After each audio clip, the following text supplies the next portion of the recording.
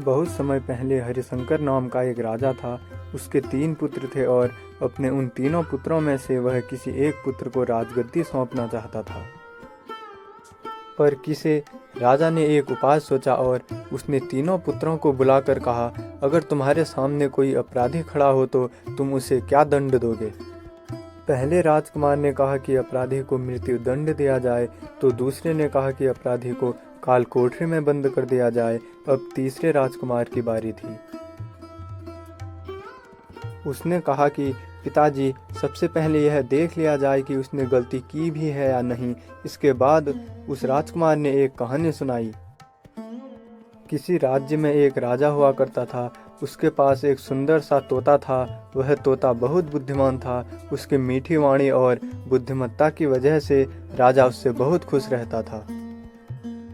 एक दिन की बात है कि तोते ने राजा से कहा कि मैं अपने माता पिता के पास जाना चाहता हूँ। वह जाने के लिए राजा से विनती करने लगा। तब राजा ने उससे कहा कि ठीक है, पर तुम्हें 5 दिनों में वापस आना होगा। वह तोता जंगल की ओर उड़ चला। वह अपने माता पिता से जंगल में मिला और बहुत खुश हुआ। वह ठीक 5 दिनों बाद जब वह राजा के पास वापस जा रहा था, तब उसने एक सुंदर सा उपहार राजा के लिए ले जाने का सोचा। वह राजा के लिए अमृत फल ले जाना चाहता था। जब वह अमृत फल के लिए पर्वत पर पहुंचा, तब तक रात हो चुकी थी। उसने फल को तोड़ा और रात वहीं गुजारने का सोचा। वह सो रहा था कि तभी एक सांप आया और उस फल को खाना शुरू कर दिया।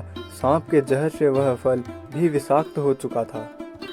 जब सुबह हुई, तब तोता उड़कर राजा के पास पहुंच गया और कहा, राजन, मैं आपके लिए अमृत फल लेकर आया हूँ। इस फल को खाने के बाद आप हमेशा के लिए जवान और अमर हो जाएंगे।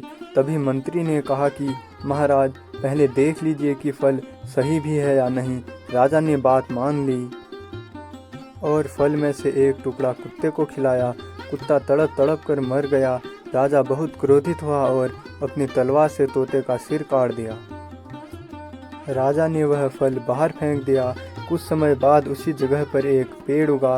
राजा ने सख्त आज्ञा दी कि कोई भी इस पेड़ का फल ना खाए, क्योंकि राजा को लगता था कि यह अमृत फल विषाक्त होते हैं और तोते ने यही फल खिलाकर उसे मारने की कोशिश की थी।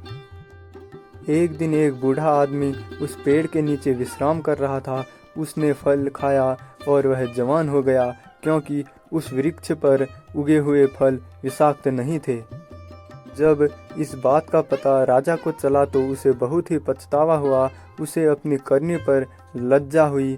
तीसरे राजकुमार के मुख से यह कहानी सुनकर राजा बहुत ही खुश हुआ और तीसरे राजकुमार को सही उत्तराधिकारी समझते हुए उसे ही अपने राज्य का राजा चुना।